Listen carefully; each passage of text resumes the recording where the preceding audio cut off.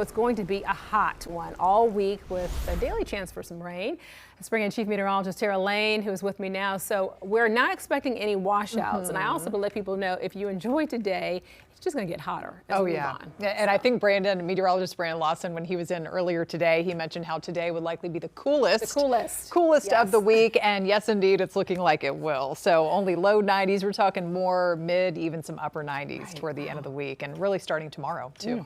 And of course, it feels like 100 plus across the region, and even today across a good part of the Piedmont. That is out ahead of any cooling showers or storms out there, some of which we continue to see popping up, just kind of dotting the radar here as we look around the region. You can see some of those clouds hovering over the skyline there, just kind of a hazy sky, and still some of that wildfire smoke from the northwest part of the country drifting in, and higher up it's more aloft here, so we're not really smelling it on the ground, but drifting in across a good part of the United States really here, and that continues this week. So if you notice that little more of a hazy sky, more hazy than usual, could be from that.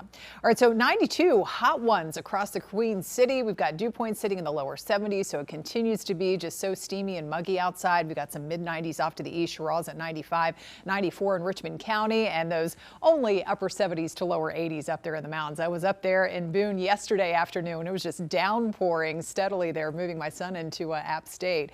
But that is definitely the place to escape the heat, and people living up there in this time of the year enjoying that compared to those lower 100s, and even feels like as hot as 104 up there in Monroe and Union County. So more of that to come over the next several days. Now, where we do have some cooling areas of rain and some heavy rain in spots, even a couple of isolated stronger storms, mainly outside of the higher elevations and down through the foothills. You can see over Alexander County, one of the stronger storms moving to the south and east. So heads up, friends living around Hickory, Conover, that stretch of I-40, some of that is approaching, headed your way. It's moving right down that stretch of 321 coming out of Lenore, Sawmills, and Morganton, Valdez.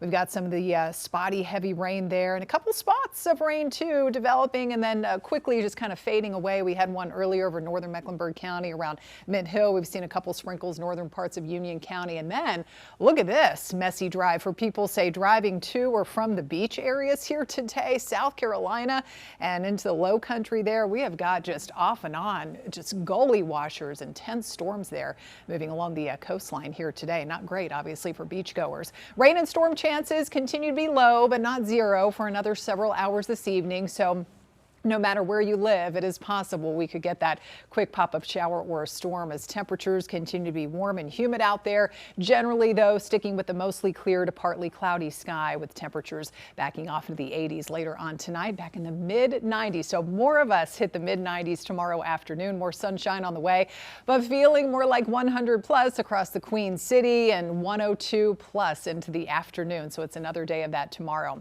Now, tomorrow, as far as the storm chances go, the main storm track staying to our north. So what we're going to be tracking off and on the next few days, these complexes or clusters or lines of showers and storms that drift in here. Here's a little bit of a closer look at that severe risk for tomorrow. Some of those storms could turn severe. So most of our area under a level 1 out of 5 risk, but it is actually a little bit higher tomorrow up there in the mountains. Damaging wind gusts will be the main threat if we do see any of those storms getting going. So we check out Futurecast again, back to a just totally sunny and dry start early tomorrow.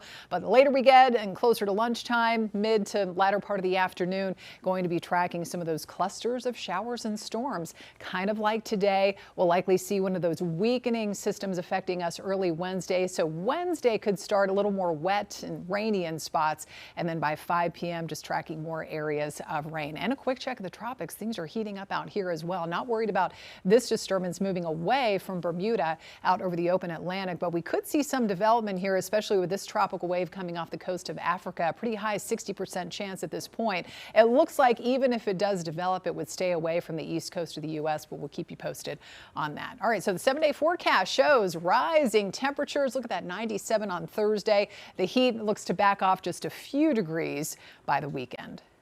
Queen City News Plus. Just search Queen City News on your smart TV's app store.